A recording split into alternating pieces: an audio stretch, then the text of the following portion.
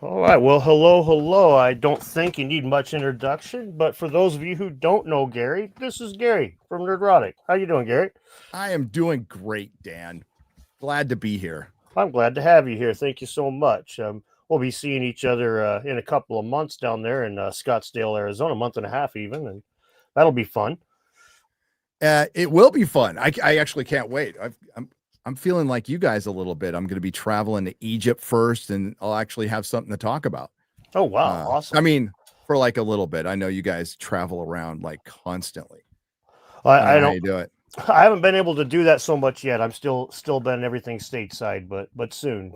I plan on getting out of the country here soon and doing some of it. But so far, all my travels have been inside the confines of this fabulous country we live in. That's good enough. I rarely leave my house. I'm a YouTuber. Yes, I understand that. If I didn't have the teenager, I'd spend a lot more time inside than I do. So you're going to be doing like internet production, basically, like keeping the video streaming and everything there in Scottsdale, right? Yeah. So, as far as I know, there's going to be like a green room live stream during the event. So there's something going on in between speakers for the folks at home, and I guess for anybody who's there. And I'll be running that and be getting you guys in and whoever else is there, and we're just going to be shooting the shit. It'll Oh be heck fun. yeah, Yeah, yeah, that'd be awesome. it's going to be fun. The Whoa, whoa, whoa! whoa, what? Are we okay? I bumped the button. Sorry. Oh, it's all right. I started hearing two Garys. I was like, Whoa. oh I'm in stereo. yeah, Yes. life is strange. Yes, the beards are here, chat. Yes, we are. Beards We're are here. bearding it up. Oh, yes. Hello, hello, home front. That is me, Dan Richards. It would have been fucking weird if Gary was on time. I guess that's what people Yeah. are saying. I was actually recording a video. I'm like working on a video today, so I had to get something to my editor before we started, and I of course waited till last minute. So That's understandable. I need to get an editor one of these days. I'm getting to the point where it's just about financially viable, and that is the one part. The editing is the part that it's the most tedious. I like the research. I don't mind filming, but editing, I get sick of listening to myself 3 and 4 times in a row. yeah, it's a bit rough, and I'm sure Garrett and Perry are sick of it too, completely. Those are Yeah, your editors. the research part is fun. It's a lot of fun. But that's really time consuming. Hours and hours and hours. It is, and then the mix of video editing. It's like the last part of it. You've been busting your butt. You got everything done, and now the last little bit. But you got to put the parsley on the Yep. plate just right, or you rest all the rest of that work you put into it. So, oh, my favorite part is when you go through and edit 50 times, and then you still miss something, right? And it's like, God dang it. Oh man, yeah, that's rough. I watching myself from anytime I look at a video from before, like I go back a year, and I'm just like, oh man, it's funny how you learn these little things, and you almost don't even register it until you see from before. You're like, oh my god, I got a lot better. It's all part of the evolution. So what are you going to talk? Can you say what you're going to talk about? Yeah, I'm going to be talking about the stuff I'm going to Longview actually tomorrow to do some research on to finish it up. This elongated skulls that were stolen up from the natives and stuff over here in Washington State, and it was huge number that's just kind of erased from history. And there's all kinds of goofy Freemason involvement, and it's a weird, convoluted story that I was really surprised when the guy first told me the information. I thought for sure he was full of shit, and then I started digging into it, and I was just like, holy crap. And yeah, anyway, so it's got me traveling to do research for just a few things, but yeah, basically about a bunch of elongated skulls that were stolen, and how it looks like Freemasons were or some sort of secret society was involved, and planned community. There's a planned city, and just goofy shit, just a bunch of goofy shit. Well, I think that'd be a good thing to get into, because I mean, elongated skulls were in the Americas, like up here, but it's not something we hear much about. And I'm guessing once you dig deeper, you're going to find out they were everywhere. absolutely everywhere, because we're finding out more. I don't know, it's just not talked about a whole lot that there were like trade routes from South America to North America, obviously, right? But I don't think it's really been put out there like how extensive they were, and honestly, we don't even know. But I think the elongated skull thing has always fascinated me because I mean, a lot of it is cradle headboarding, right? Mhm. But what does that come from? That has to, you don't just wake up one morning and go, I'm gonna like strap this leather straps around my kid's head to see what happens. Yeah, exactly. I mean, the book that I got from the Smithsonian, it's an old 1960s Smithsonian book. It's like super hard to find. Um, and right in the beginning, it's got an account from one of Lewis and Clark's people, and they're talking about them using headboards to elongate the kids' skulls. And they said that it was left on the child for about a year and a half. They only took him out of that to wash them, and it said the eyes bulged from their head like a mouse from a trap. It's like, how the fuck would you do that to your kid unless there was some reason to go with? And like, some people go aliens, some people go other species of hominid, whatever. There's something that they're emulating there. It It's not. has to emulate something. I know I'm the hominid theory. I think it was definitely people, Yep. a different type of people. And either they were, who knows, fucking mutants or something, and they were special, and that's why they were the royalty of the time. Probably because they had bigger heads with bigger brains. I don't know. I'm just spitballing here. And maybe it's just a form of human that died out because it was so I would say not elite, but unique. And they just kind of got bred out for some reason, or maybe they were just all killed. Maybe they were dick leaders and they just got all killed by the people. But I mean, it's still happening now. They still do it in what, Africa? It's still happening, and even probably South America. But it had to come from something, and we've seen and it's all over the world where we see this. That's right. So I'd love to know. Yeah, and not only is it all over the world, it's something when you look at it, the elongated skulls never seem to pop up as as their own little mystery. It's like, where did this come? It is just like the story that I'm looking at. There's all this weird. Is it a rock? Is it a pyramid? Is it just all kinds of goofy shit that's attached to the elongated skulls? Pretty much anywhere you look at it, there's something else sidecar to that whole thing. Well, and then our boy Brian Forster, who did a ton of work on this. I've mentioned it before, but I don't know if your audience has heard it. There's a series by L.A. Marzulli called The Watchers, right? And he comes at stuff with a very Christian point of view, but he does explore other things. And he did The Watchers 6. He's with Brian Forster, and they go out into Peruvian desert where there's a bunch of grave robbing going on. It's private property. So there's just bones everywhere, like effing everywhere. And you can find elongated skulls that are all bleached out from the sun, like laying on the beach. And the one thing he has brought up, along with many others, is there's no saddle sutures. Is that what they're called? Yeah, On the skull. sutures, yep. Yeah, it's completely different. And that's supposed to be impossible. Yeah, that's what's interesting about that, actually. The debunkers will point out that sagittal sutures, your skull sutures will heal up slowly as you get older, right? So if you have a elongated skull that's from a 60-year-old man, then it shouldn't have any sagittal sutures. But in that book that I was just telling you about, I mean, here, I'll just grab the damn thing so I can pretend, and it's just sitting right there.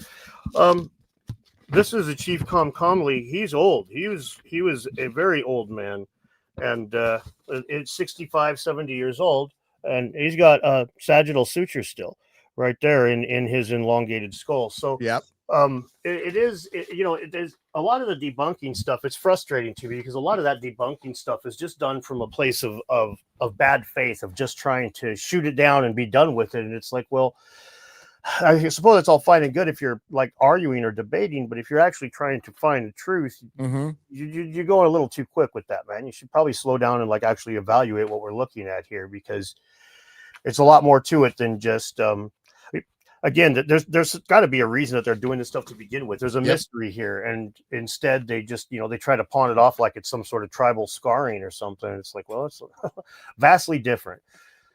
Yeah. Again, like who in the hell wakes up? What do you? I mean, there's some form of veneration going on, right? So they like, what the hell are you doing?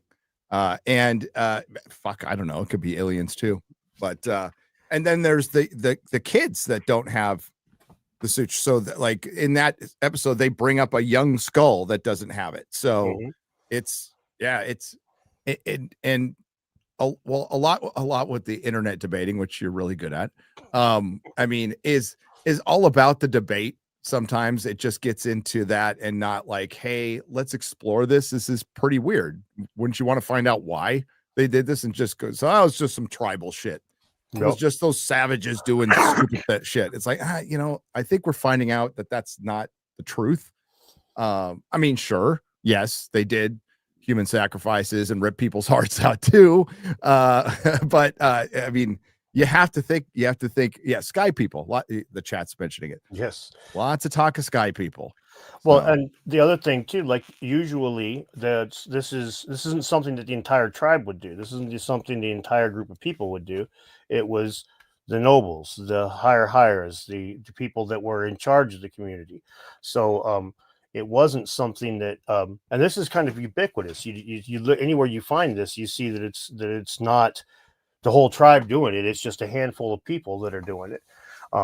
So it's one of those things that's a little bit weird when you start seeing multiple things like that, even if it's started from one spot and it's a shared tradition, it's still something weird going on there. And it's, in my opinion, and many of other people's, worth investigating more.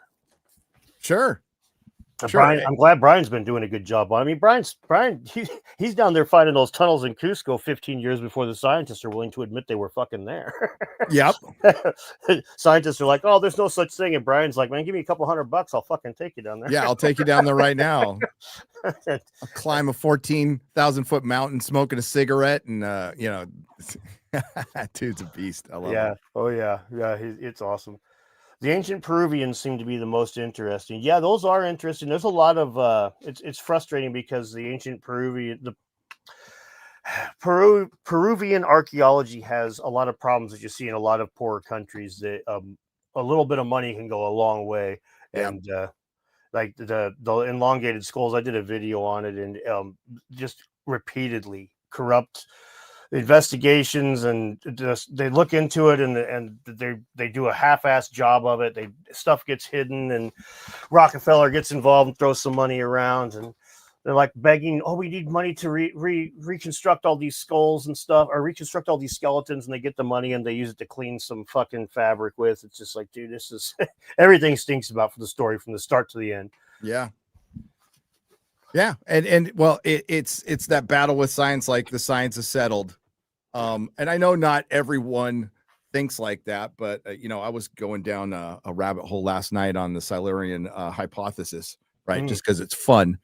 But you also find out, like, freaking PBS did a video on it, of all people, and they're like, we don't believe this stuff, but what if? And it was actually pretty good and informative as far as a layman like me, when it comes to fossilization. They explain like how rare that is. Like something has to die it has to die in mud, and then it has to be the right temperature, and then it has to have enough if oxygen comes in, it'll fuck everything up. So it's so effing rare that we have no idea what the majority of species were on the planet in its history. We have no idea. We know a little percentage, right, of dinosaurs or anything. There is a big blip. I just learned this last night. For Tyrannosaurus Rex, there is a big couple million, maybe it's more, blip in their, there's just a part of the record where they're not found at all. So it's like that part of time was just scooped out. And we don't know why. Maybe we just haven't found something. So we can relate that. And also, like, most of the ground we're standing on, guys, it's pretty young, relatively speaking. The ground that things were standing on 1 billion years ago is gone. It's gone. It's all sucked into the earth. So how the hell would we know? So take it to hominids, right? We're still discovering new hominids all the time. All the time. And what's the percentage that we've discovered? Probably Yeah. one. Yeah, at best, I would say. Yeah. At best. Yeah, it's and then, I mean, how can you even guess that? It's like what we don't know what we don't know, that we're estimating based on I you, how do you know how much of something you missed, right? I mean, it's No, like, it's no way. it's great though. It's great that there's still tons of mystery, and it's great that we don't know shit. We were talking about it on Forbidden Frontier last week. We were discussing, monkey math, which is physics, right? Physics is how how us monkeys try to understand the universe. And it's funny. It's like we get a basic understanding, but it also gets flipped on its head every 10 years. So like, how could that possibly be the basis of absolute science? And it is, and that's fine. There's really much smarter people than me figuring this stuff out. But then every few years, there's like, wow, this isn't possible according to physics. Yeah. You're going to find a lot of that. And now that we have better technology, that's going to start happening a lot more. More and more and more. Yep. It's a funny thing with like the psychology of a human brain. We want to have the answer. We want to have an oracle. We want somebody we can go to and ask. We want a Neil deGrasse Tyson that we can go say, hey man, tell me the truth. And then they can emulate the oracle at Delhi and smell some sulfur and then tell you what's going on here. You either have a pastor or a scientist that does it, but science, like you said earlier, like it's a counterintuitive, it's a non-scientific statement to say trust the science, right? That's not how science works. It's not, the science is never settled. Even something that we know beyond a shadow of a doubt, we will never say that it's settled. So on the one hand, like when people are trying to find science giving us these cold hard answers that are all encompassing, and what science doesn't even fucking deal in that shit. So it's a weird little juxtaposition where, and this is where that little gray area is where a lot of these debunker clowns end up sitting, because it's easier to throw rocks at something that nobody's going to research. None of your colleagues, none of your followers, if you're a debunker, is going to dig deep into your arguments. If you're making fun of the pseudoscientists, they're just going to say, "Oh yeah, good job, kick that guy's ass," and walk away. So it's easy money, right? Just it is, and it's. I mean, the house always wins with them. It's their game. They set up the rules, So anytime an outsider tries to come in, they could pummel them, because we've got our papers, and we got that we've made up. By the way, this whole system that we've made up, that is now the system, the authoritative source. And what's happening is, like, the gatekeepers are falling on this. The barbarians are at the gate of science, because more people are getting interested. And hey, listen, I'm a big dummy, but we can also smell bullshit when we see it. And the corruption, the political, ideological corruption of science is the worst thing that has happened to it. Yeah, the pendulum has swung over the last 100 years so bad, that it's a religion to them now, as far as their ideology, and it clouds all of their thinking. So we'll get statements like Graham Hancock is a white supremacist just because he wants to look into Atlantis, basing it off of one person's perceived ideals from the 1800s. Yeah. Right. And the term fascist comes up, and we hear that shit all the time. And it's just to shut down arguments. Right. It's just to shut down arguments. That's right. It's to make it where if you Google Graham Hancock and you start scrolling and you see the words white supremacist, you're like, oh, fuck, I don't want to click on that. How many months is it going to take to purge my search history of all this crap that's going to come associated with it? So it's very calculated, and it's very underhanded, which is one of the reasons that a lot of times my followers and my subscribers will complain about it some, but anytime that these debunkers get ugly like that, I try to make sure and keep it personal until they either shut the fuck up or until they apologize, man. It's you don't get to go around calling people racist and then cry when they throw rocks back at you. Yeah. That's top of the heap as far as cancel culture shit. It's calling somebody a racist or a sexist. So Yep. No, there's a meme about that with the girl shoveling shit over the fence, and then it gets Yep. shit back. She's like, I'm the victim. You know, it's like that's it happens all the time. And that you know, that hyperbole that they throw out all the fucking time is gonna start coming back at them. And they're not gonna be ready for it. Oh, not at all. They're not gonna be ready for Dan. or Gary, or lots of other people.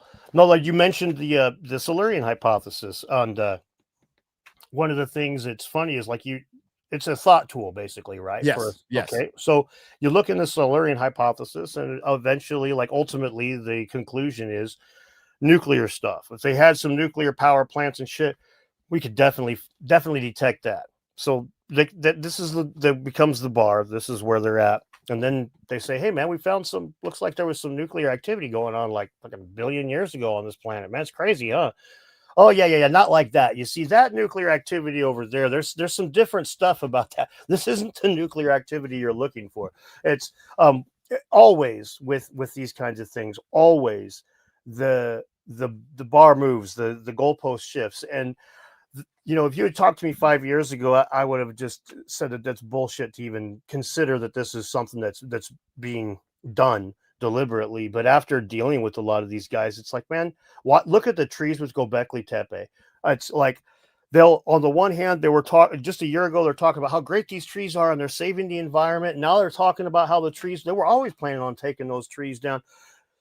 They won't ever admit that Jimmy Corsetti is the one that started beating that fucking drum. Yep. And now they're finding stuff that was underneath the goddamn trees, and they still won't give Jimmy credit for it. Same thing with the vases. It's like Ben Van Kerkwyk is the one who's popularizing the pushing of those forward. So we get to a point where it's clear at the very least they had a lathe about 2,000 years earlier than you would give them credit for, and that's just an argument that the debunkers pick up. Then they don't credit any of the work that any of these people have done to get there. They're just like, yeah, they had a lathe back then 2,000 years earlier, and act like it's their new cudgel. It's like, dude, you didn't figure this out, dickhead. He figured it out. And now you turn around and hit him with it. What the fuck is wrong with you?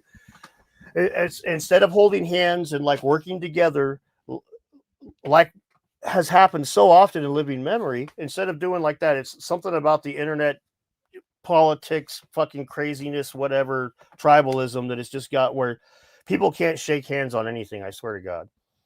No, God.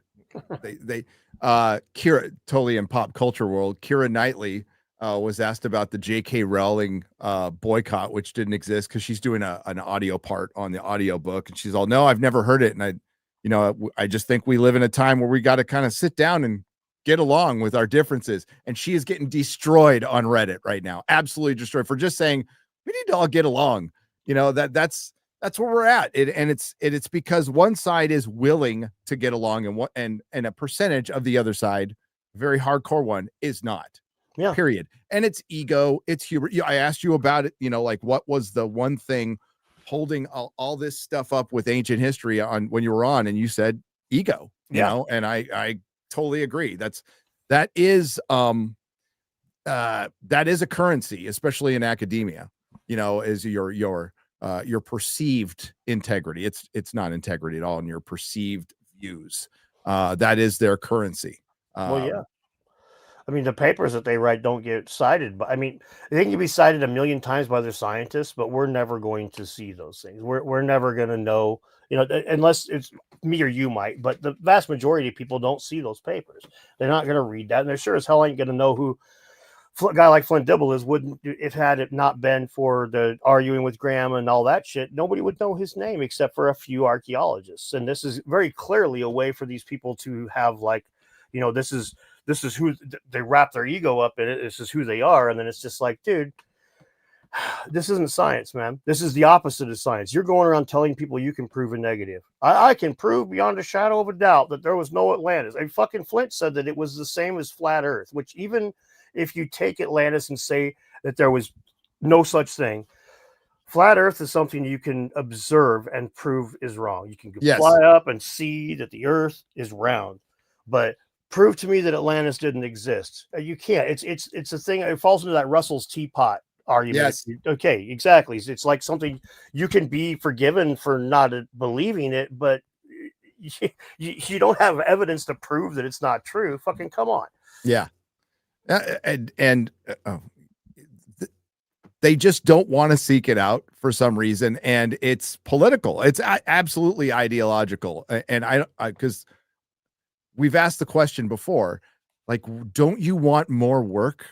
Like the possibility of Atlantis and having a study of it, that can employ a lot of people. That can get a lot of funding if they took it seriously. Yeah, absolutely. And they are closing their doors of these institutions. Of a lot of the archaeology and anthropology departments are getting closed right now. Yeah. And so, but they alienate the people like me and you who are ready to buy their books, but I'm not going to buy the book of somebody who's talking shit about me. Yeah. Now we got my boy Rubate here, who says, "Is the alt space becoming saturated?" I think a little bit, but I think a lot of that's due to the AI crap. It's really easy, and pyramids or something that a lot of people just point their AI gun at.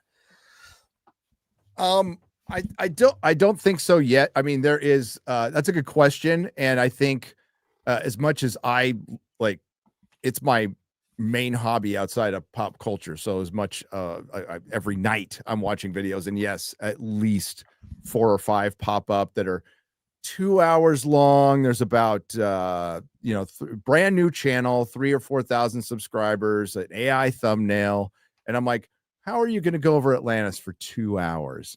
Oh, this is AI. So, and then the voice comes up, and it will saturate it. So it's up to us. But as somebody who's into the UFO thing, which has been saturated forever just by people, you find the people you trust and like, and AI is going to saturate YouTube on absolutely everything. So I still think in the alt space, we don't have a name for it, right? Alternative history, ancient civilization space, whatever it is. I still think it's way more exciting. It's way more credible. We're actually getting new evidence. There's a ton of energy in it still. Graham's coming out with a new book. There's shows left and right. There's conferences. And those conferences seem to be getting filled up as much as the UFO ones. So, and listen, this isn't, I think the ancient civilization space is sexy as hell, but it's not as sexy as UFOs yet. It's just not, it'll get there because quite frankly, there's a lot of, there are some academics and it gets into the weeds. You guys get into the weeds and I love it, but it's not as sensational as UFOs can be. Well, yeah, UFOs is easily packaged too. It's very quick. Here's a little green man in a flying saucer. Now, WG says, this is a good question. I want to trust this Gary guy, if that's even his real name, but I also heard he likes pineapple on pizza. Can we really trust him on anything if that's true? It's true. And it is the food of the gods, WG. I will die on that hill. Of course, you just can't have just pineapple. It's got to be pineapple, jalapenos, olives, Canadian bacon, and then a little buffalo sauce on it. So basically, it kills your insides. And I eat it because I hurt myself to feel at this point. So I hurt myself to feel. The pain tells me I'm still alive. Yes. Oh God. Oh man. No, I'm a pretty big fan of alternate history, as you can imagine. Atlantis Bros. David Miano likes to use that term, and I like that term. Atlantis I like that too. Yeah, it works just fine. Good. Oh, somebody told me that was sexist, but I don't really. I so don't care about that. If that's all it's going to take to upset you, this is going to be a shitty ride. But you probably want a different car than the one I'm driving. But the cool thing to me about a lot of this stuff is that we're at the spot where technology has got to the point where I can sit down and read these papers. I can sit down and access most of the books. I can access most of these things. I can have a conversation with a professional. I can have a conversation with somebody else, with Graham or with you or with Jimmy, and get the ideas from the other people that are straight from the horse's mouth. If you have a question or something, and so we're at a spot where all these different hypotheses. I think the thing that's harming us the most is that a little bit of the polarization and the tribalism can creep into our camp too. And whereas the archaeologists tend to fall under a scientific consensus and they get into their little lockstep, and even if one of them, I don't know, gets on Joe Rogan and lies to 20 some odd million people, none of their colleagues are going to call them out. But we're a little bit different. We're like a herd of cats. Everybody's got their own opinion as to where Atlantis is and all this kind of shit, right?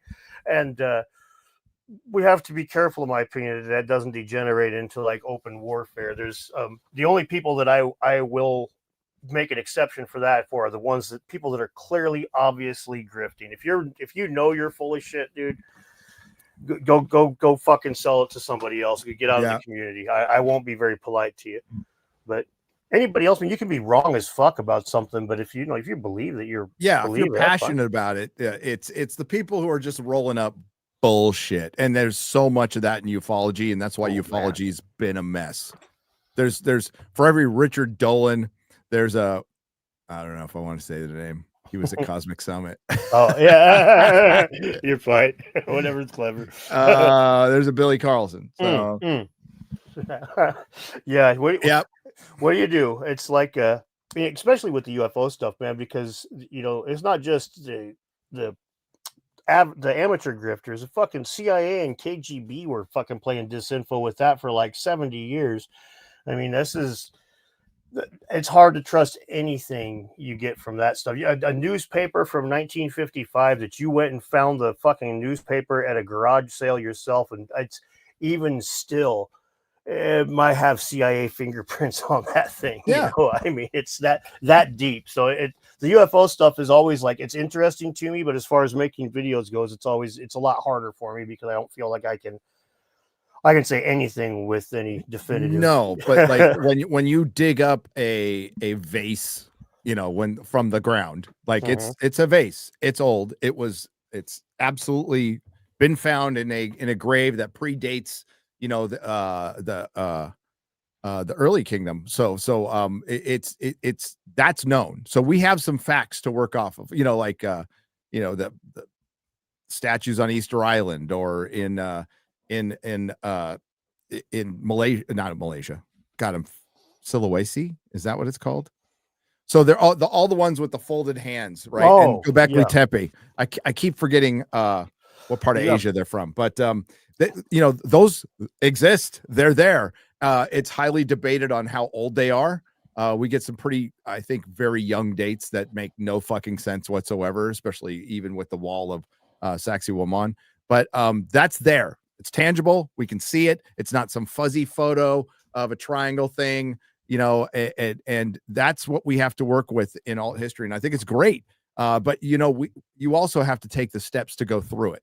Like, hey, you're looking at this big crazy wall, and the layman, the normie can look at it and go, okay, that's crazy. But sure, we humans have been capable of a lot of things. It's like, sure, but they're way older. They're way older before we had things like metal, and then even when we had the bronze tools, they couldn't have made these things. So that's crazy. And I think I wish more people were curious about it, but I guess they just didn't know. So the awareness level has gone up, since, I was listening to Graham Hancock on Art Bell back in the 90s. So I got his book, Fingerprints of the Gods, like pretty much when it came out. Because he did a show, and I'm like, holy shit. And ran to the store, and like the bookstores had the metaphysical section, which is all crystals and shit. And you'd find Graham Hancock's book, read it cover to cover multiple times, and thought it was amazing. But then he kind of, the interest in Graham went up a little bit because everybody listened to Art, but it wasn't really until Joe got him on with Randall in 2014 or 15, maybe it was even 13. And it started blowing up, and that reignited what Art Bell had started, and now it's brilliant. But I think more people, it's really good that Graham did that Netflix show, because that was we watch it, you and I watch it, and I've heard all this before. It's great to see it with visuals, but I've heard all this before, but so many people hadn't, right? Well, yeah. So that really was a gateway drug for a lot of normies, and that's what pissed off academia so much. They were so fucking mad because they've been trying to make something like that for years to get people interested, to get them funding. Graham just like, I'm just gonna do greatest hits from my book. Yeah, and they can't even, and he couldn't even go to Egypt and still was fucking rocking the house. He's like, yeah, I'll do literally basically one hand tied behind my back. It's like the number one spot. I mean, I can't cover it, but still, no problem. And the thing too, they did try the archaeological community had that Cave of Bones thing. We talked about this a little when I was on your channel, and they annihilated freaking Lee Berger for it.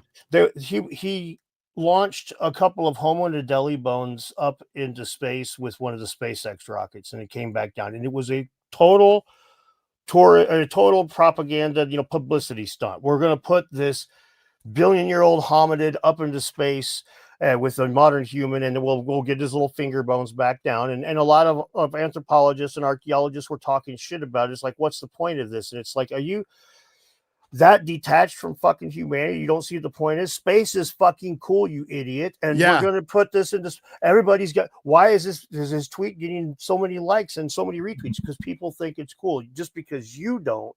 That might be the clue for you to shut the fuck up. Maybe you shouldn't be the one dealing with the public. And exactly. And you need to get into why don't you think it's cool? And it's fucking ego. It's ego. I didn't think of it.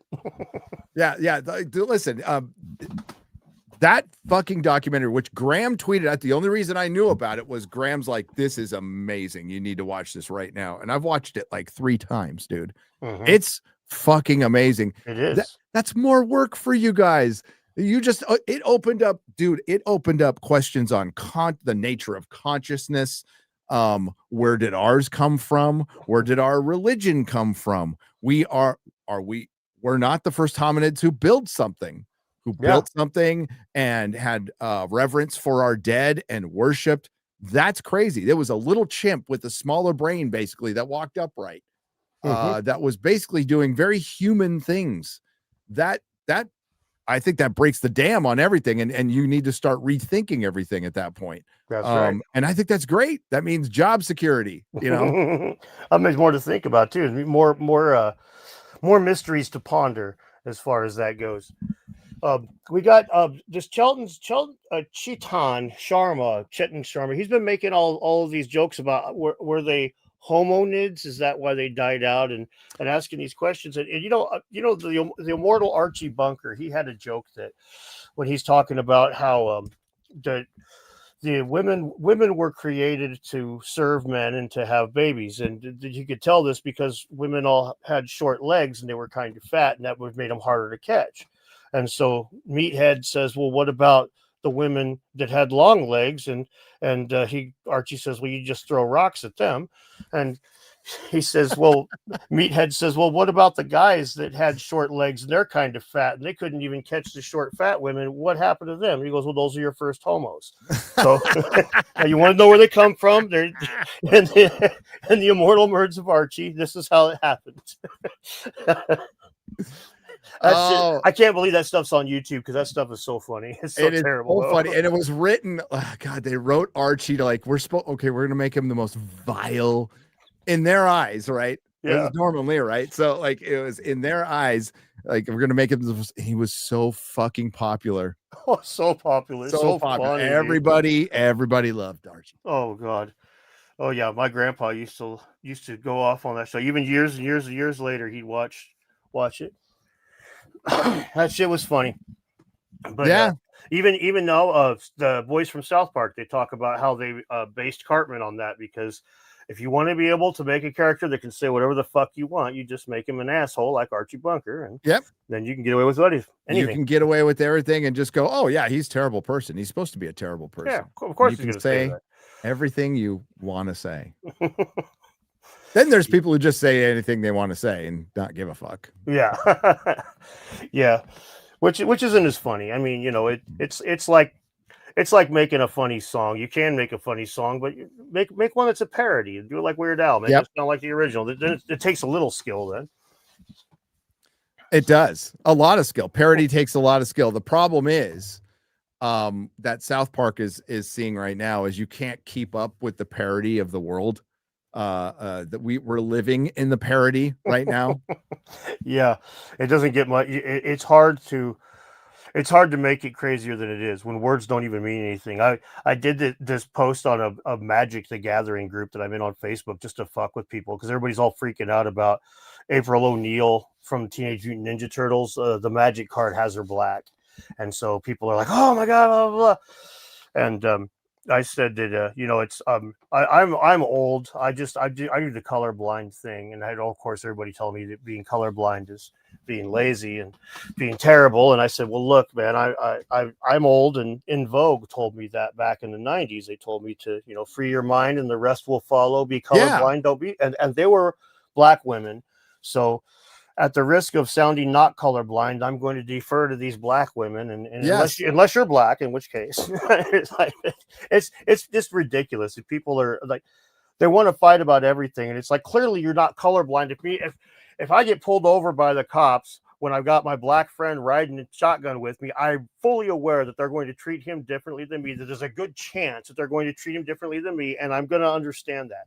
By the same token, I'm not going to turn around and say, I think this guy's dumber than me because he's black. And I think that's what In Vogue was getting at, although I'm not black, so I could be wrong. Oh, yeah. Well, no, I mean, hell, the Democratic Party, people from the Democratic Party were saying, well, black people can't go get IDs. They can't get an app. So, like stupid shit like that. I mean, like Jesus Christ, man. Some parties just don't change, man. Oh, fuck. They don't change. Oh my God. Yeah, it's it. I'm not a fan of either party, to be honest with you. I don't like the way politics puts people, especially in America where we've got this shitty two-party system, so they just kind of lump all of our my opinion on gun control should have fuck all to do with my opinion on abortion, should have fuck all to do with my opinion on finance, Yep. right? So but here in the States we get to put all those together.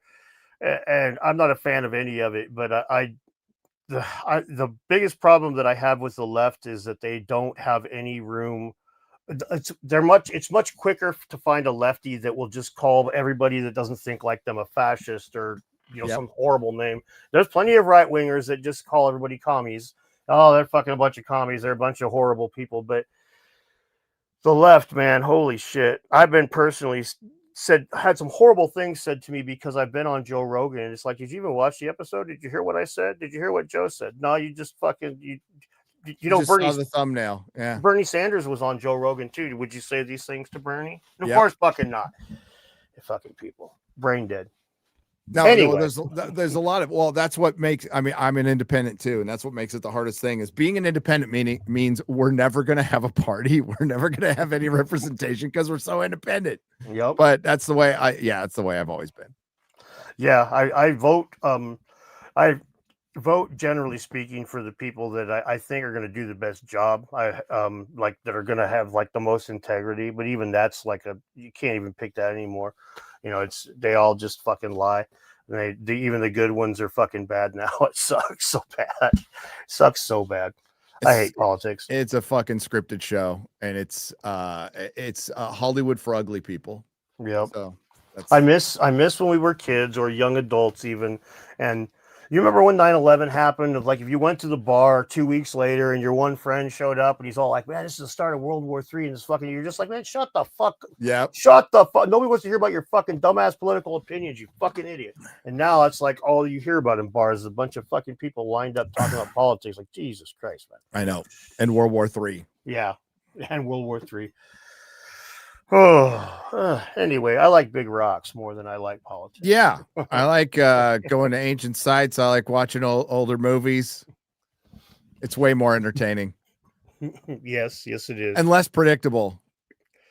Yeah, I love older movies. I was thinking about this the other day, talking to a friend that in hindsight, it was Star Wars Episode 1 that was really like, for the Phantom Menace. That was when I really just kind of like. I don't think I need to watch the new movies as much. Like I was all hot. I mean, I loved fucking Event Horizon. I love Starship Troopers. I loved where things were going, and then Star Wars Episode 1 and Jar Jar Binks. I was just like, okay, man. Yeah. But unlike you, who you like watch you watch the things that you hate because it's your job. So that's brutal, my friend. It is, but it's something I did anyway. So I'm such a fucking nerd. I try everything anyway. And I watch, I don't know if I would watch as much, but I would say at least 80% of what I watch, I'd still watch anyway. So that's the beauty of my job was I'm such an obsessive nerd that, God, I can't even remember pretty much when the internet started. I would go and find entertainment sites, be going to the force.net, to the onering.net, getting in the forums, doing that every day when I got up in the morning. That was I didn't watch the fucking news, right? I just went to my fan sites and obsessively went over this stuff and discussed shit way before I had a YouTube channel. So I was already doing it anyway. And now I just get to do it for a job. It's pretty great. That's pretty awesome. That is pretty awesome. Yes, Tammy, thank you. Tammy got me this shirt. She was commenting on it, this Sleepy Hollow shirt. Yep. Oh, yes. Oh, THX 1138. Fuck yeah. That's a good movie right there. I mean, it's not as good as Soylent Green, but THX 1138 is a good flick. Yeah, it is. George's first. Yeah. Yep. I enjoyed it. It was definitely no Star Wars, but it's still pretty good. It definitely not. But that was still in an experimental time in the late 60s, early 70s when stuff was getting a lot cheaper. And they started breaking away from that studio system, and we got some bangers, man. And it was, the 70s sucked. They were terrible. And I think bad times can bring out some good art. At least it used to. People like say now's terrible. 4 years ago was terrible. And I'm like, yeah, last 4 years were pretty bad, but not as bad as the 70s. 70s sucked. I don't know how many people out there remember it, but it was pretty brutal. I went to New York in the 70s, and it was it's bad now, but it was worse then. It was way worse then. San Diego was terrible, where I grew up. Fucking awful back in the 70s and 80s. So things do get better, but man, entertainment now it's in a bad place because it got too corporate. It went hyperactivist over the last 9 years. And they prioritized a lot of things over storytelling. And it is indicative of like how the health of our culture. It shows you the health of our cultural ecosystem is in our pop culture. And if it's sick and diseased and stupid, that means our culture is too. Yeah. Oh, sorry. No, go ahead. No, yeah, there's the whole thing of an ecosystem is breaking down, like when the frogs start dying or the birds start dying. With our pop culture, which a lot of people don't take seriously and don't realize how important it is to our country and to everybody. Huge. People shame people for fucking playing video games and stuff, and they just need to stop that because it is important to people. But when you see things like the comedy dying, right? So there's no good comedies. There hasn't been for years. That's terrible. That's utterly terrible because the comedy was so important to movies, but also you have the romantic comedy, which are stupid fun comedies. Then you have like Idiocracy. You have comedies that really kind of put a reflection to America and clown everything. And the thing is, the same with what you were just talking about with academia. There is no self-deprecation. They take themselves so seriously. Their egos are so fucking fragile. There is no self-deprecation. There's no self-deprecation in our culture, particularly from Hollywood right now. Hollywood used to make comedies making fun of Hollywood all the fucking time, all the time. And they'll still do it, but they only make fun of half of the country right now. Yeah. They will not make fun of. They will not hit the other side. There's shows like The Boys, which people go, oh, they hit both sides. No, they don't. they hit one side with a nuclear bomb and they hit the other one with like a water pistol, and South Park is doing the same thing right now, which has been pretty equal in the past with who they roast. They're dialing back on it. So it's not good. It's not fucking good. And like, nobody wants like one side dominant, right? Well, what I think us people who are independents, I like balance, right? I like balance, and that's something we don't have in any institution right now in our fucking country. In academia, when it comes to local schools, the government buildings, government workers, corporations, any institution you're talking about right now is so fucking out of balance. And it hit ufology, it hit ancient civilizations, all of it, and it is politics, and it is ideology, and it sucks because UFOs and Comic Cons and all that shit were where I went to get away from that shit. And it's the stuff where we can like put that aside and like fucking ideological ufologists. Let's think about this. The government has been against ufologists forever. They've hated you forever. Why would you side with them on either side for anything or trust them about anything when it has been proven that at UFO conference, the CIA and three-letter agencies have infiltrated UFO conferences and try to spread misinformation. Yes. This is proven. Why would you trust them on anything now? Yeah, it's kind of mind-boggling. No, it's absolutely mind-boggling. We're in a spot where it's getting really bad with that, where it's even as the polarization gets further and further, we end up with that seeping into science, and that really, we're really fucked when that happens, man, because we've got, if you have like a challenge happen, so say for instance, like take the old problems we had with big tobacco and how they'd pay scientists a lot. So now you end up with a scientist on one side, a scientist with another, and a judge that doesn't really know the science. They just know how to rule on this stuff. You end up with where it's not about science anymore. By injecting politics and ideology into it, they make it where you trust the scientist you want to, and that's that at that point we're just a few steps away from being like completely up for grabs, as Carl Sagan said. He said that if we're not able to ask skeptical questions and to be skeptical of those in positions of authority, then we're up for grabs. And that's exactly where we are. Yep. And that's exactly where we are. And we got to be careful that the pendulum doesn't swing the other way. Some people might be resentful enough to like, fuck it, I want that pendulum swinging. And it's like, yeah, I've been there too. But no, we don't want that. That's not good. Because what have we learned? Once one side establishes a precedent of doing something horrible, like shutting down a country and then deleting accounts when people question that narrative and all that, then the other side will do it too. Like it just will. And it'll feel like it has to. It's like, well, it was done to us, so now we got to play them at their game. And you know what happens? They fight each other, and everybody, like the people in the middle, we get fucked. Oh, yeah.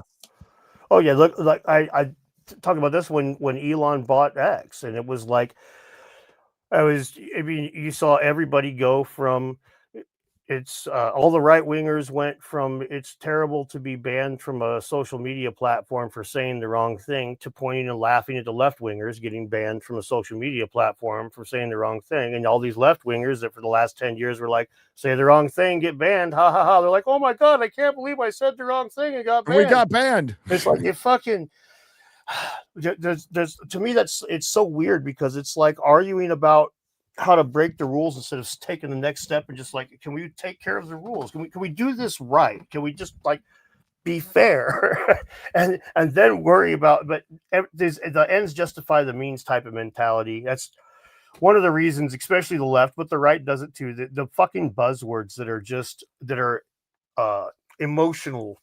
They're meant to draw emotions from you. You're not disgusted by gay sex. You're homophobic. You're transphobic. You're afraid of that person. You're afraid. You hate that person. It's like, oh my fucking Christ. I'm fish phobic because I hate seafood. Yes. It disgusts me. Exactly. I'm afraid of things can just disgust a human being. It doesn't make you a bad person. It's like, I don't care if you guys exist out there. I just don't want to see you making out. I mean, like, it's okay. I'll leave. Like, it's Yeah, all good. I just don't want to see that two dudes macking. That's fine. I don't care that they do. I just don't want to see I it. don't want to exactly. Yeah. And I'm not sorry. It's not. This isn't even complicated. It's Yeah. like it's I'm like, still here, by the way. I just gotta. oh yeah, you're fine. Thanks. One of the things that was really weird to me, like a place you could see it, was when gay marriage got passed. It was like it didn't take very long at all, and the people we had gay people going to, not very many, but going to like bakers out in the middle of nowhere, and then having them bake a cake for a wedding, and then of course the guys would say, I'm a Christian, I'm not going to bake this, and then they'd have all these problems. And it was like, I understand that, like, I understand the law protecting people from being discriminated against, but if you have to go hunt the dude out in the fucking middle of nowhere in Montana, you're driving 150 miles to go to Christian baker. You basically, when you passed up 100 bakers, yes, including gay baker, like, fuck you. That's you're looking for trouble, and then we're starting encroaching on whose rights are more important, because he's got religious rights and you've got rights. Both are human rights, by the way. Both are human rights. This right to, I am going to practice my religion as I choose, and I'm going to love who I choose. Okay, that's great. It's not like you don't have options. You have options to go to gay baker and not and then put a guy out of business. And just because you're looking for trouble, that doesn't win you any friends with anybody. That doesn't help your movement at all. That, as a matter of fact, it creates great resentment with the trans group now. In the past, I lived in San Francisco for 18 years. I knew a lot of drag queens, and it was just a bunch of gay guys who like to dress up as women and sing in bars at night. And they understood it was an adult activity that they did for fun. Great. No problem. When you're starting to push ideology of any kind like this, by the way, on kids, and which is bad. And also it's coercion. So trying to coerce people into denying the truth and policing our language, that's when it's just human nature to go, fuck you. Don't be telling me what I can do. I'm fine with you existing, and you have human rights. You have basic human rights, and I'm not gonna. But when you start going out looking for trouble, and my friend Carolyn, she works at Rippaverse. She worked for Unlimited Games, the company Unlimited Games. I'm gonna tell this story. Made Fox News and everything. And the Harry Potter game was coming out, and she basically put a post up saying, I'm really enjoying this Harry Potter game, or I'm looking forward to it. It's going to be neat. A trans person hunted her down, found a tweet from 2012 where she said something to the effect of, well, dudes should go in men's bathroom and women's should go in women's bathroom. And a shitstorm happened, and she got fired. Jesus Christ. She got fired. Wow. Of course, she got interviewed on Fox News. She was famously canceled. It got Elon's attention and everything. And it was for a 2012 tweet. So I have this question. What does that do for the trans movement? Does that really move things forward? Does that really, get people to understanding you at all? No. It just makes some people mad. It enrages people, and it hurts your movement because of one individual who is just a fucking chatty Cathy dude who's a Karen and decided and really isn't comfortable in their own skin. That's the truth of it. It goes down to insecurity and ego, who's uncomfortable in their own skin and has to like lash out at other people, like to the point where you have to like obsessively dig through their tweets. So, Kara ended up on top. She ended up at my friend's company, and she's doing great right now. But that happened. And again, that doesn't help your damn movement at all. No. And the thing is, to take it back to two big rocks and to archaeology and all that, the thing is this kind of mentality has seeped in so heavily into archaeology and all these other things. I mean, you consistently labeled you get consistently labeled right winger, and then they call you fascist, and then they call you racist and a homophobe, and they throw the whole fucking litany at Graham, and it's it, though it all basically it's like they everything in certain people's heads has to be a political fight. There's nothing that's not like I saw somebody not too long ago, and they're not the only one that says it, but I couldn't believe somebody actually said it, that all art is political. And like immediately I couldn't help but sharing, remember the song Fish Heads, roly poly Yes. fish heads, fucking tell me the politics behind that, you fucking dumb nut. It's Barnes and Barnes. Yes, that was directed by oh come on, man. Game over, man. Fucking I'm blanking. Yeah, Bill Paxton. Bill Paxton. Yes, Yeah, that's true. That video. Yep. Oh, dude, a big fan of Dr. Demento. Yes. That was the #1 song for a long time. Yes, it was. But yeah, and so to those of you who are irritated by us talking about politics, to me, I never wanted to. When I started making videos, I was addressing arguments that people were making, but I wasn't talking politics at all. I still don't want to, but to some degree, you have to, because they have made it to where it becomes a left-wing thing. There are people that I will talk to that will tell me that, well, this is a racist idea because, Hitler had those Nazis running around looking for a white Atlantis, ergo. And it's like, dude, this is that stupid ass argument. Well, Donald Trump likes to drink water. So it's fucking, come on, you guys. At a certain point. That's not political. Okay, it is not. When you're coercing somebody to deny the truth and not use their speech that they have grown to, that is not political. That is a human right. Okay, free speech is a human right. The left they should be free to speak as much as the right. Like, right. Absolutely, totally support that. But when one group or another is start to compelling me to tell me how I fucking talk, bullshit. That's authoritarianism. And that goes way beyond political, and now they're using it as a tool to silence people, and that's in academia. I don't know all of Graham Hancock's politics, and if I knew him, I wouldn't care. I love his work.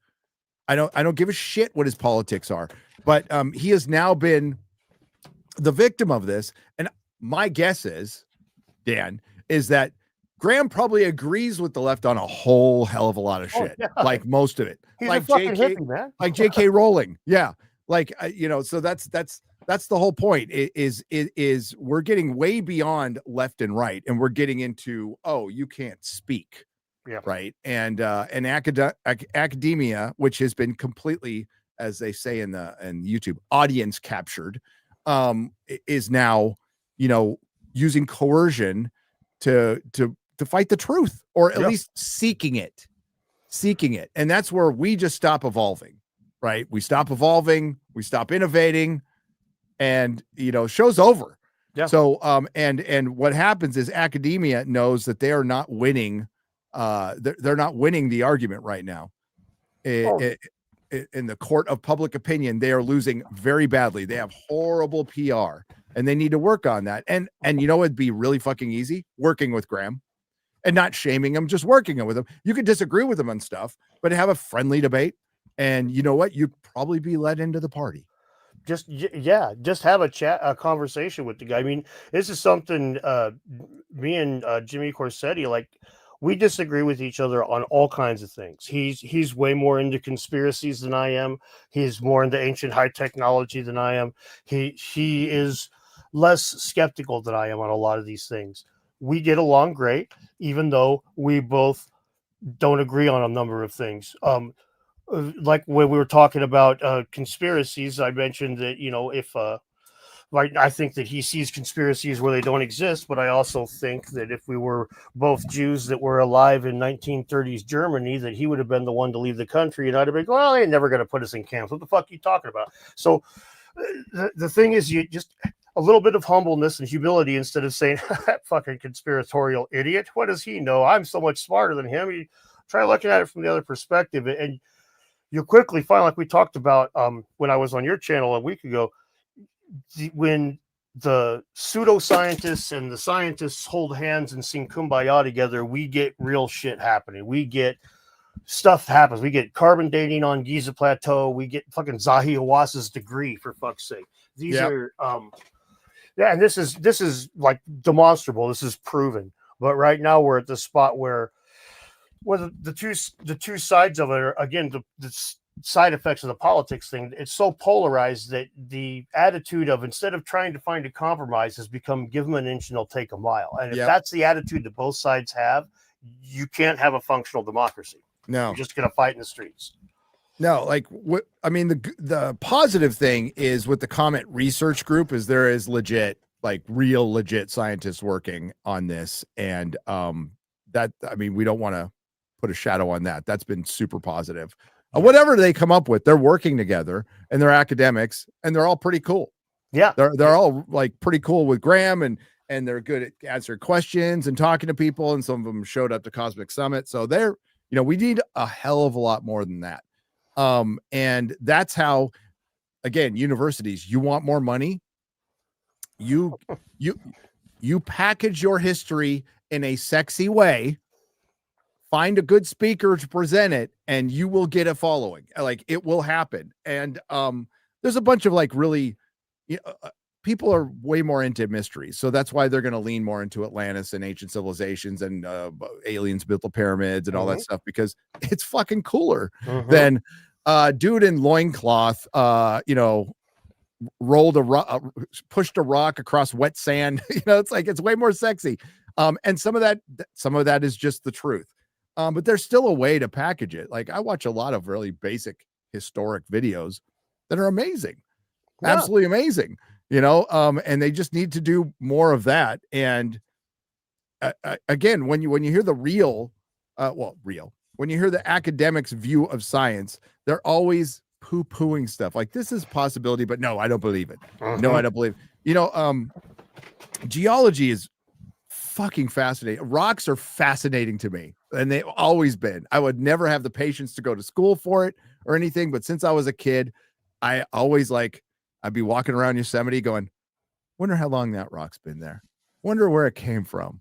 You know, and I'd spend a lot of time, way more time than a fucking 10-year-old normally would think about, like, where this fucking rock came from, you know, and it got me curious about it. And it's pretty amazing, you know, when you're walking around Texas and you're like, this was all under the water. Yeah. Everything I'm walking on is like dead life, dead fucking sea life.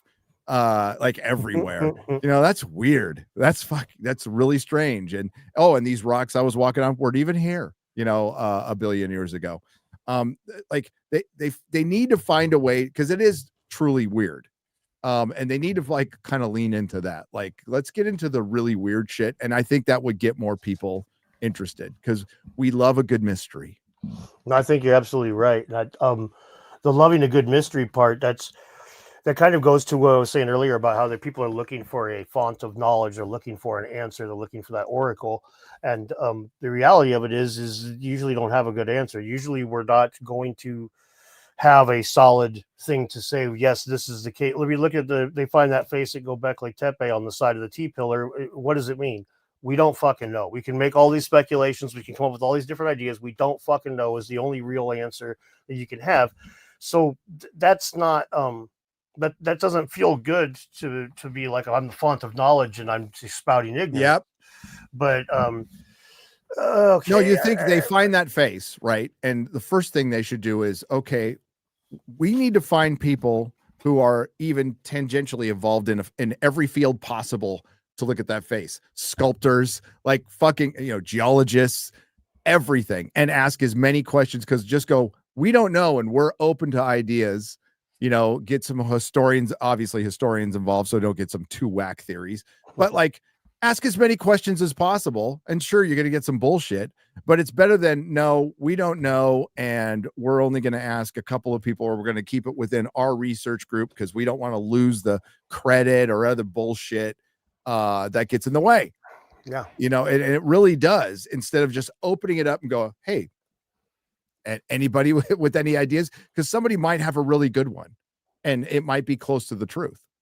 Yeah, it could be dead on, but they're they're stifled or they're considered to not be listened to, then they're put in the back of the bus, so to speak, in those regards. And a lot of us, I mean, a lot of people, like we talked about a little bit last week. Thor Heyerdahl is a great example of this. His work was completely shit on, a lot of it because that Kon-Tiki thing pissed people the fuck off. That made people so angry, and because it threw a monkey wrench in all this stuff that they believed. All these things where they're like, "Oh, you couldn't do this, couldn't do this." And he's like, "Yeah, you could. They fucking do it with like rats on a log, man, no problem." And then all of a sudden, his other stuff, they just overwhelmingly attacked, called him a racist again. This is pretty standard. And then slowly he gets vindicated. And then, yeah, if you take the words that he said now, and you could look at him through a modern lens, and he doesn't look so hot. But I can't believe I have to say this, but I say it all at the goddamn time. Abraham Lincoln used the N word all the fucking times, and he freed the slaves. So the thing is, you have to kind of look at the times that the things happened before you just judge a person. Jesus Christ. I can't believe I have to say that, but a lot of people are fucking stupid nowadays. They are. And you do have to say it. You do have to repeat it. What was the geologist's name in Graham's book that Randall talks about? It is not the one, the Scablands guy. The Scablands guy. Randall Carlson's the one that talks about the Scablands all the time, but and it the geologist, J. Harlan Bretz. J. Harlan Bretz. So he had to go through the same thing. He got shit on for years, and then like right before he fucking dies, they're like, "Oh, you were right about everything. Here's an award." It's like, Jesus Christ, how many times we could have avoided all of that, or at least half of it. Let's just say half of it. Give him the award when he's 50. Like don't go 90 years or whatever with finally coming around to what's like clearly there. And it's the human condition, unfortunately. Graham, I hope he lives for 1,000 years. Graham will be we love him, but Graham will be recognized in the future for his work, as one of the greats. And Graham was just a reporter who was really curious about shit and had the ability and means to travel a lot, had a very patient wife who would travel a lot with them. That signifies a good relationship out there in the chat. If you could travel with somebody and not fucking hate each other by the end of the first trip, you're good. You're solid. And she's great. She's like, I didn't meet Graham, but I met Sansa. She was freaking great. Sansa's hilarious. She's great. She is funny. She was funny. Yeah, she did talk a little shit about Doctor Who. So that was felt good. Yeah, she was cute. She makes some good jokes. And Brett's he actually published aerial photography of the area in the 50s, and it still took 20 fucking years before they accepted his work. And it was like, how much? I mean, there's like aerial photographs, and it still took 20 years. It was slow to get that stuff accomplished. And the chat's talking about Nick Zenter, who's a local geologist here in Washington State. He talks about the channeled Scablands quite a bit too. Nick Zenter's awesome. The only problem is that I'm 99.9% sure that old Flint Dibble reached out to him, because I followed him and commented on how I thought he was pretty cool, and then he stopped replying to me about a day later. And Flint's done a lot of that in the past. So what a piece of shit. And Nick is Nick, like I know Nick. I was like, I know that name. Nick Zenter. Oh yeah. Yeah, because he's done a bunch of videos on YouTube, and he's a great presenter. He's really fucking funny. He's really funny, and he's brilliant. And I hope Flint didn't get to him, because it'd be great to talk to that guy. Yeah, I'm pretty sure he did. He's I know several scientists that have told me that he reached out to them and scorched the earth. I mean, just recently we were going to have a debate with going to be in a debate, me and him and Jimmy and a few other people, looks like, but Flint bagged out on that because of arguing on Twitter. And I'm sorry for him. I don't really, if you want to bag out on that, I was already invited and then he was selected, so we'll just pick somebody else. I don't really give a fuck. And as far as that goes, and the fact of the matter is, Flint's all upset because I said some spicy things about him but or his wife. But the fact of the matter is, I didn't say anything about his wife, the same as he didn't say anything about Graham being racist. I just made a comment in general, just a vague comment, and he interpreted it however he interpreted it. So I don't know what to tell you. Flint's out there clowning like us all the time. I don't give a shit. Yeah. Like get in line, Flint. To me he's guys like him and John Hoops, they would be fine if they weren't so sneaky and underhanded, manipulating Wikipedia, talking to scientists behind other people's backs, shit like that. They're basically complete pieces of shit, as far as that goes. And they need to be better, like presenters and streamers too. They need a tailor for fuck's sake. I saw that. I saw on Flint's bio, because the only reason I saw it is he responded to Garrett like really quick, like he had a picture of Garrett in his phone, and it says YouTuber in his bio. I'm like, oh fuck, I'm gonna put archaeologist in my bio. Get the fuck out of here. Oh man. And maybe he's trolling, I don't know, but dude, it's God, Nick Zenter, what I watched a bunch of his videos. He did one on why there's so much like lava in the Northwest. Like there was huge, like it wasn't a trap, but it was like there was huge lava flows for millions of years, thousands and thousands and thousands of years in the Pacific Northwest. And he did a great one on that. He also did a great one on like how much the caldera at Yellowstone, he pointed out like where it's moved, and it goes like all the way into the Pacific Ocean. There's like different calderas. Isn't that crazy? Yeah, it's fucking weird. So and it's super entertaining. So I hope you get to talk to the guy. I hope he opens up and talks to people, because I think he's a good one. Yeah, I hope so too. I mean, I drive right by his college a couple times in the last. What's the name of that college? It's Central Washington University. Central Washington. Yeah. I knew some directional university. Yeah, so. It was great. Like a little over a year ago, when there was fires that had shut down certain passes. He's like, "Oh, this pass is closed," and he fucking was hiking up there. And he's like, "You can never film these rock formations, but I can right now. Check it out." Yeah, that's awesome. He's just like kid in the candy store. You could just see the excitement in his face. This is great. Gotta love that. No, about 8 more minutes, and I'm going to call it here if that works for you, Gary. Works for me. Anybody's got any more questions for us? Now's the time, because we're going to be gone here in a few more minutes. One of the cool things that Nick talked about was that the flooding pattern that they talk about from Glacial Lake Missoula, that's basically Randall Carlson's arguing counterpoints with that. There's a lot of some of the water flow isn't completely put to rest by mainstream academics. There might be there's a paper published last year about it coming down from the north under the other ice sheet, as well as coming from Glacial Lake Missoula. What's the best day of my life? When Star Wars Episode 1 came out. That was the best day of your life? I'm kidding. As I said earlier, when I fucking quit liking modern movies. Right. What's the best day of my life? I mean, aside from kids being born and getting married, day I walked out of prison. Fuck yeah, man. Best day of my fucking life. It was great. Absolutely great. I like everything. Dude, you could hear the birds singing. Colors were a little brighter. I understood what freedom was. And the best meal I've ever had in my life was a Denver omelet at Denny's. Yeah. It was the greatest thing I ever tasted. So. Oh, hell yeah. So we got one here that was any ticket giveaways for the gathering in December. I don't have any tickets to give away, but I think Robert might do something like that. I'm not sure. You'd have to ask him. There probably will be. I haven't gotten any, but there probably will be at some point, I would guess. We're doing a conference on December 5th and 7th in Scottsdale.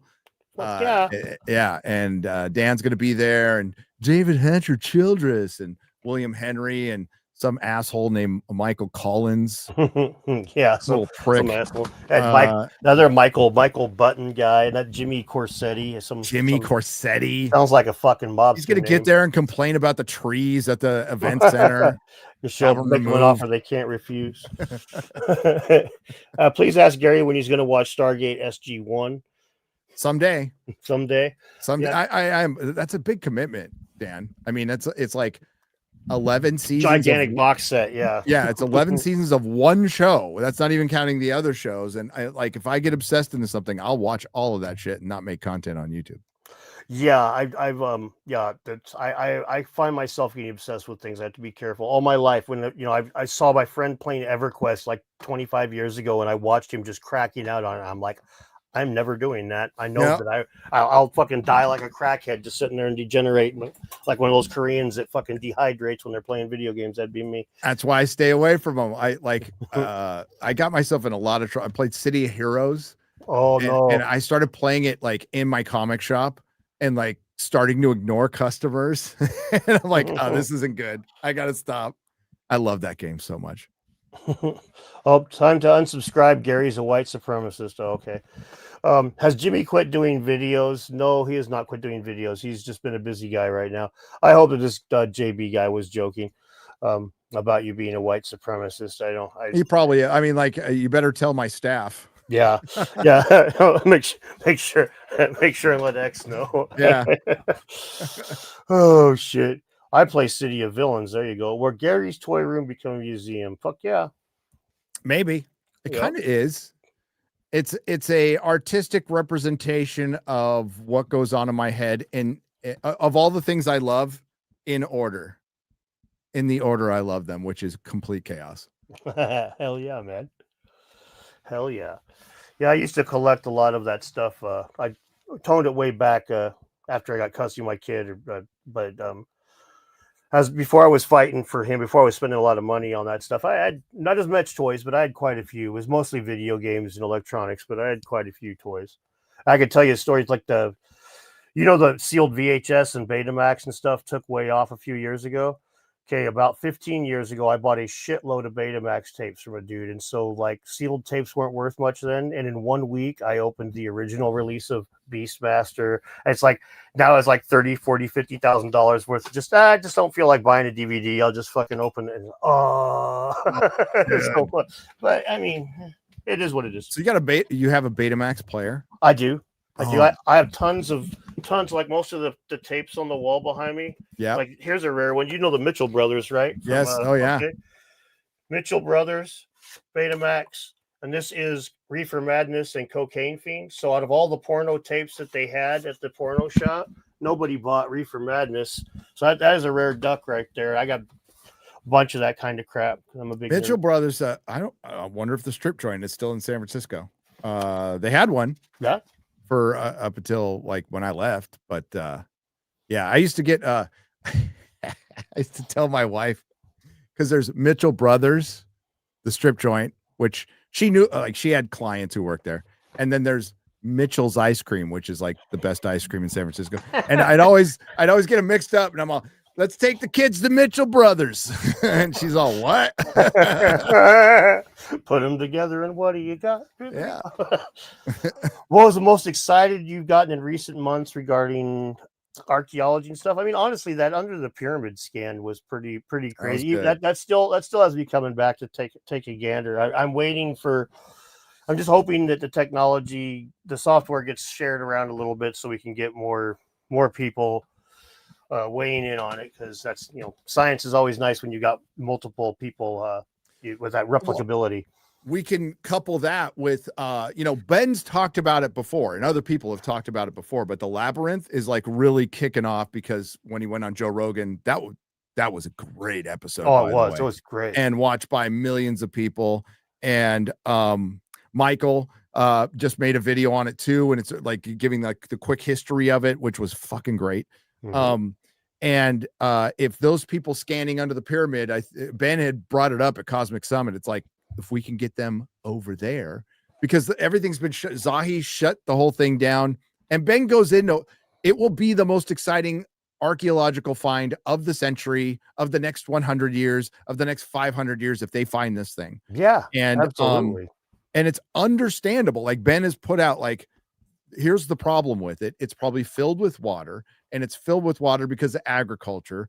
And if we excavate it, it might disrupt that flow of water, which would disrupt the agriculture. So you're like, okay, I mean, that's a practical problem in the real world. You want people in Egypt to eat, right? But there's still, well, then we have this satellite technology and we could just scan the shit out of it. And if it's there, then we work on the problem of diverting the water so the farmers can still get their water. Because it would be, hey, Zoe, it would be a national project that would bring in twice as much tourism than you have now. It would reinvigorate. I mean, Egypt's always jumping off, but it would be nuts if they found this. It would be. I hope they go through with it. With scanning. Again, Ben, I don't know what's the update of it, but Ben was just like, hey, you can scan this, because people asked him about it. He's like, yeah, I brought it up to him. So I hope they do. Oh yeah. Yeah, me too. Well, I think we're gonna call it at that, Gary. I've got to get ready to go pick up my little kid and get ready to take a trip. But I really want to say thanks. I appreciate you coming on the channel and sitting down and chatting with me. And Dan, it is my pleasure. Thanks for inviting me on. You're an effing people. This is how he is. This is how he is all the time. He's a fucking cool dude, and it's great meeting you in person and hanging with you, and I look forward to do it again. Well, thanks, man. I look forward to it too. And for those of you who want to meet us both, December 5th through 7th, Scottsdale, Arizona, we're going to be there. Link down in the description. And thanks so much for watching, everybody. Thanks again, Thank Gary. you. And we'll see you guys next time. Oh, press the buttons.